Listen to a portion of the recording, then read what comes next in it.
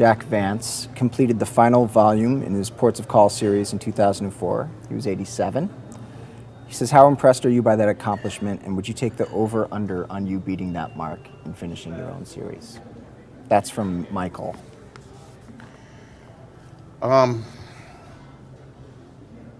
you know, writers have written for far longer than even than Vance. I mean, Nigel Tranter, the great Scottish historical novelist, I think was still producing new works right up until his mid or late 90s.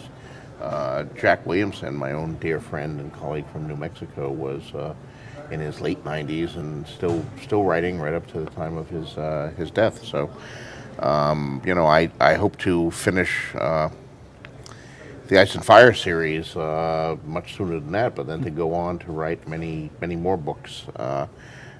Some set in Westeros and some set in the Wildcard universe, or a sequel to Fever Dream, which I've always thought of doing.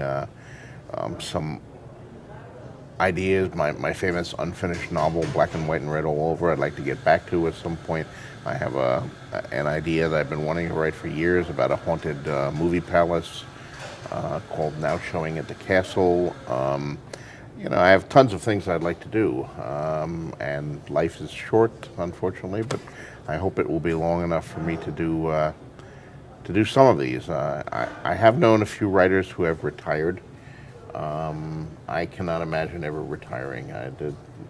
Writing and being a writer is too much part of my identity and too much part of what I am. I don't know what I would do with all that time if I did stop writing, you know, play video games or something like that, watch a lot more television. It seems unlikely to me. I've always told stories, whether I could make my living from it or even when I was a little kid, just making up stories for the other kids in the neighborhood. And I think I'm going to continue to do that until the end.